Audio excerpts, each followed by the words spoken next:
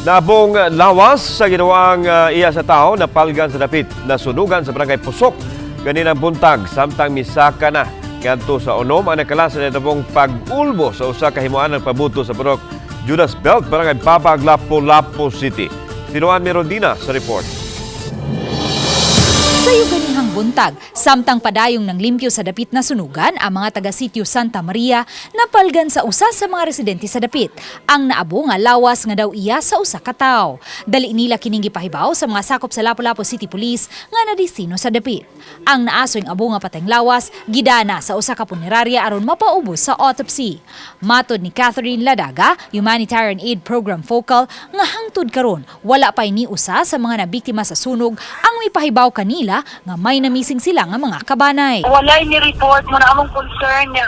Ang amo na lang giuna-una is kuan siya tawag ani living alone siguro to siya kay wa man gid announce na mo wa bay na missing nimong family members wala man gyud ma'am tanang cluster among inform wala jud ma'am. Sa data sa CSWD Lapu-Lapu City sukad alas 6 kaganihang buntag miabot na sa 1,575 ka mga pamilya ug 8,013 ka mga individual ang apektado sa sunog sa sitio Santa Maria, Barangay Pusok.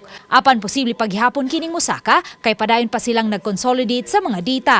Hinuon na human na sila sa ilang profiling sa mga biktima sa sunog kagahapon sa hapon. Sa bikas bahin, gihaya na sa ilang panimay ang 20 anyos nga si Jade Razonable, ang usa sa mga nadangat sa Tambalanan dihang miulbo ang usa ka pahimuanan ug pabuto niadtong Lunes sa hapon sa Barangay Babag. Matod sa iyang inahan, ikaupat nga adlaw pa lang si Jade sa trabaho dihang nahitabo ang aksidente. Emosyonal nga gisaysay sa inahan ni Jade nga nagsigi kini og sangpit sa iyang pangan. Dihang gitabang kini gikan sa nagkayo nga pahimuanan ug pabuto hangtod na nga gida didto sa Tambalanan. Ingon lagi ko nga, sus, grabe, tapos akong anak niya, wala ko ka-rescue.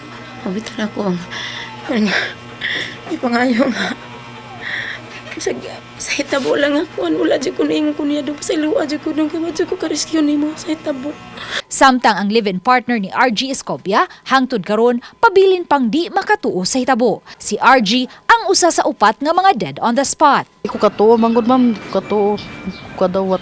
Gihaya na usab sa panimay sa Banang Berdin, sila si Sixto Berdin, 59 anyos, tag-iya sa pahimuanan ug pabuto, ang iyang anak nga si Gwendolyn Berdin Lucero, 31 anyos, pag-umangkon nga si Christian Monsanto, 34 anyos, ug apo nga si John Rainier Berdin, 6 anyos.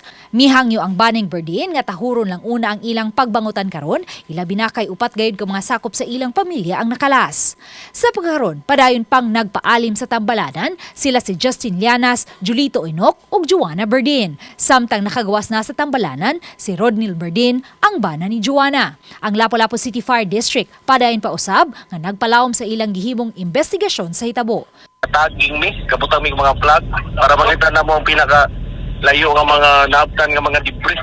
Uban ni Marlon Melgazo, Luan Merondina, Balitang Bisdak.